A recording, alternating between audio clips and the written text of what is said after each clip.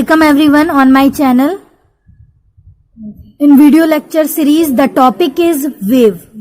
आज जिस टॉपिक की डिस्कशन होगी वो है हमारा वेव.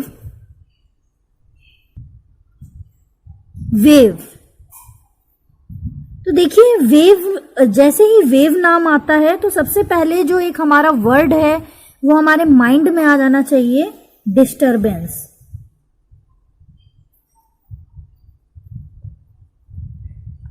ठीक है, तो मतलब हमने एक एग्जैक्ट मीनिंग वेव की यहाँ पे आपको समझाने के लिए यहाँ पे एक वर्ड लिख दिया है, वेव का डिस्टरबेंस.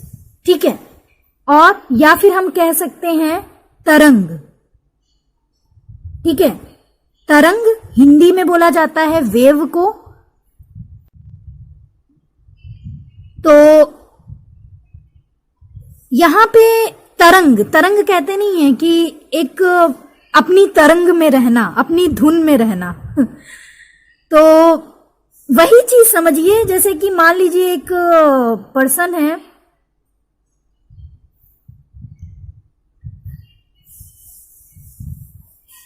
ये पर्सन है, ठीक है, और ये अपनी धुन में जा रहा है, अपनी तरंग में चल रहा है. यूं पहले ये यूं, फिर यहां से इन्होंने यू टर्न लिया, तरंग में आके थोड़ी दूर यहां पे चले, फिर ये आए अपनी तरंग में और ये यूं चल रहे हैं. सीधा नहीं चल रहे हैं, ये इस तरीके से चल रहे हैं. तो यही तो हमारा वेव होता है. तो यहां पे ये जो आपको कर्व्ड लाइन दिख रही है ये हमारी है वेव. ठीक है, तो वेव को मैंने कुछ इस तरीके से एक्सप्लेन किया है यहां पे. तो वेव इज द डिस्टरबेंस.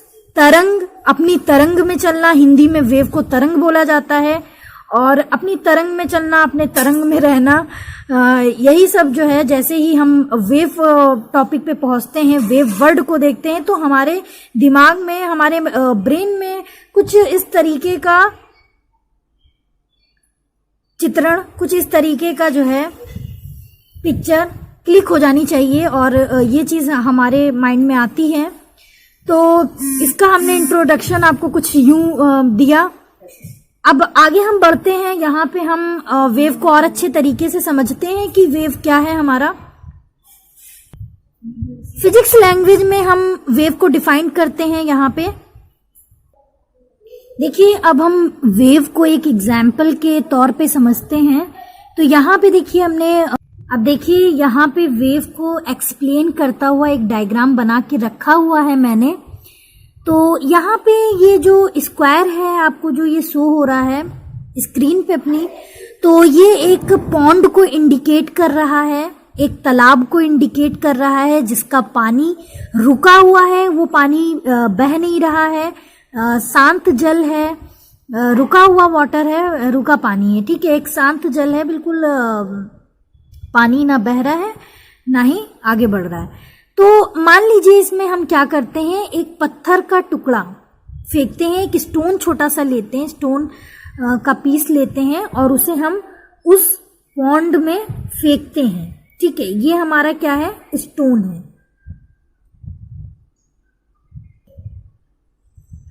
और ये जो स्क्वायर है ये पॉन्ड, एक तालाब को इंडिकेट कर रहा है. तो यहाँ पे देखिए, हाँ, यहाँ पे मैं कहना चाहूंगी आप लोग, जी हाँ, इसको बायोलॉजी का फिगर ना समझ लीजिएगा, अमीबा जैसा लग रहा हो. ये अमीबा जैसा कुछ नहीं है, ये हमारी वेव्स हैं.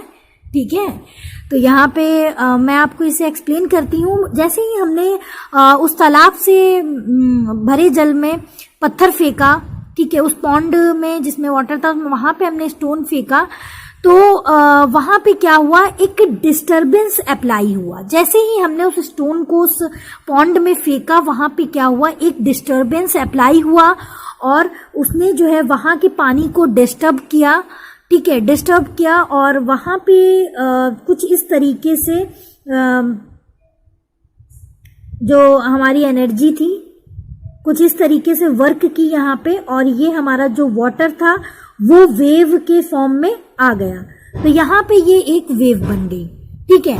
तो वेव देखिए, कहने का मतलब ये है, ये इसके थ्रू मैं ये यहाँ पे एक्सप्लेन करना चाहूंगी वेव के बारे में कि wave is a disturbance which carries energy from one point two another point without flow of mass.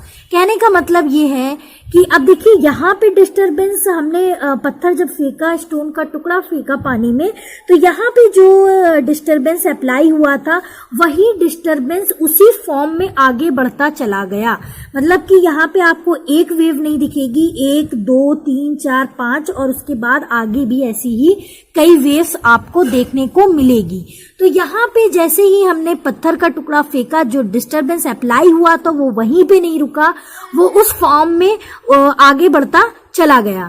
तो मतलब कहने का मतलब है कि वेव एक ऐसा डिस्टरबेंस है जो एनर्जी को कैरी करता है एक पॉइंट से दूसरे पॉइंट तक। ठीक है, कहने का मतलब है कि डिस्टरबेंस यहाँ पे अप्लाई हुआ था और जो है फिर वो बढ़ता चला गया। तो जो वेव थी हमारी, वो एनर्जी को कैरी कर रही है इस पॉइंट से लेके आगे के पॉइंट तक भी। ठीक है, तो इस तरीके से वेव को हम डिफाइन कर सकते हैं बहुत ही सिंपल तरीके में। बहुत सिंपल तरीके से मैंने यहाँ पे बताना चाहा आपको। और ये वेव को जो है सबसे अच्छा एग्जाम्पल वेव का है। तो अब जैसे आप लोग कभी जो है बारिश वगैरह होती है, गड्ढों में पानी भर जाता है, कोई बड़ा गड्ढा हो उसमें पानी भर जाता है, या फिर तालाब जैसा कुछ हो जिसमें पानी रुका हुआ हो, तो वहां पे आप पत्थर डालकर देखिएगा, और बच्चे डालते ही हैं बारिश वगैरह में अक्सर करके, मस्ती करते हैं वहां पे। तो शायद आपको, आपके दिमाग में वो फिगर आ भी गया होगा कि एक तालाब है, वहां पे हमने पत्थर फेंका और वहां पे क्या हुआ, डिस्टरबेंस एप्लीकेबल हुआ। और वहां पे आपको कुछ हो सकता है बिल्कुल वेव के फॉर्म में ना दिखे, बट राउंड अप करते हुए आपको, जहां पे आपने पत्थर फेंका है वहां पे एक नहीं कई लेयर्स आपको दिखते होंगे वाटर में। जैसे ही आप पत्थर फेंकेंगे वहां पे आपको पानी की कई लेयर राउंड अप करती हुई दिखती है, 1 2 3 ऐसे करके आपको दिखता है। तो वो वेव ही होता है।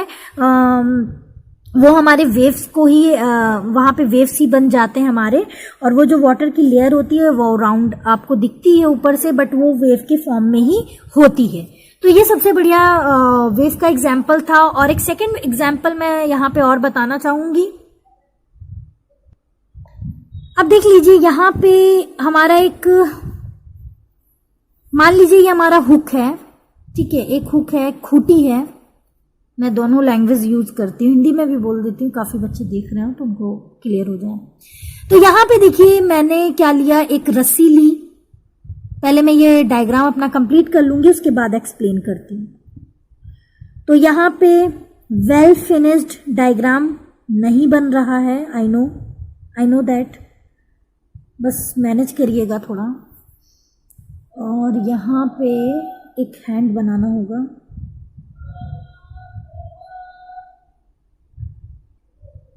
मेरी ड्राइंग वैसे भी ज़्यादा अच्छी नहीं है, बहुत ही बेकार है, मेरी ड्राइंग ज़्यादा अच्छी नहीं है, तो प्लीज़ मैनेज करिएगा। बस आपको एम इतना है कि आपको समझ में आए। ठीक है, तो ये सब देखिए डायग्राम हमारे बुक्स में भी बने होते हैं, वेल फिनिश्ड, आप देख सकते हैं जाके। तो यहाँ पे आप बस इतना समझिए, ये हमारा हुक है। ठीक है, और हमने एक रस्सी ली, रस्सी का एक सिरा हमने उस हुक से, उस खूंटी से बांध दिया, उस हुक से बांध दिया, और एक हमने अपने हैंड में ले लिया और हमने रस्सी को झटक दिया। और जैसे ही हम रस्सी को झटकते हैं तो वहां पर भी उस रस्सी में डिस्टरबेंस अप्लाई हो जाता है और वो एनर्जी को कैरी करता है इस पॉइंट से लेके अनदर पॉइंट तक, जहां तक हमारा हुक है। ठीक है, तो वहां पे भी ये कर्व्ड लाइन बन जाती है जो हमारी वेव को दिखाती है। ठीक है, ये हमारा वेव आ गया, ये वेव बन गई हमारी। तो यहां पे ये वेव का सेकंड एग्जाम्पल हो गया। ठीक है, तो आई होप आपको समझ में आया हो। ठीक है, मैंने बहुत सिंपल तरीके से आपको समझाने की कोशिश की है वेव का कॉन्सेप्ट। बहुत ज़्यादा मैंने बुकिश लैंग्वेज का यूज़ नहीं किया है, बुकिश डेफिनेशन का यूज़ नहीं किया है, बस छोटी सी बात बताई है कि वेव एक ऐसा डिस्टरबेंस है जो एनर्जी को कैरी करता है एक पॉइंट से दूसरे पॉइंट तक, ठीक है। आगे भी वो एनर्जी को कैरी करता जाता है और उसमें मास का फ्लो नहीं होता है, ठीक है, बगैर। तो देखिए, according to need of the medium, हम वेव्स के टाइप्स के बारे में यहाँ पे बात करेंगे। तो according to need of the medium waves को दो पार्ट में डिवाइड किया गया है।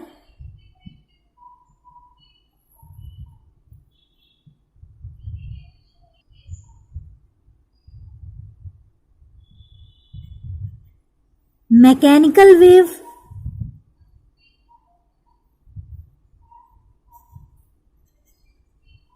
And second part electromagnetic wave.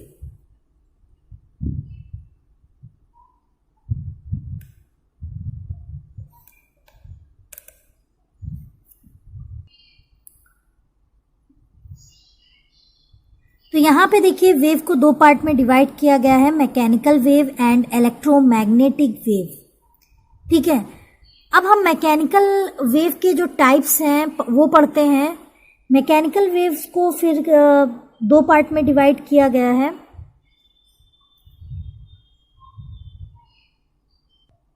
Mechanical wave को हम दो पार्ट में डिवाइड करते हैं,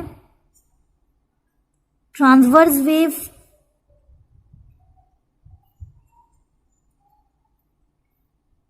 एंड दूसरा है हमारा लॉन्गिट्यूडनल वेव्स।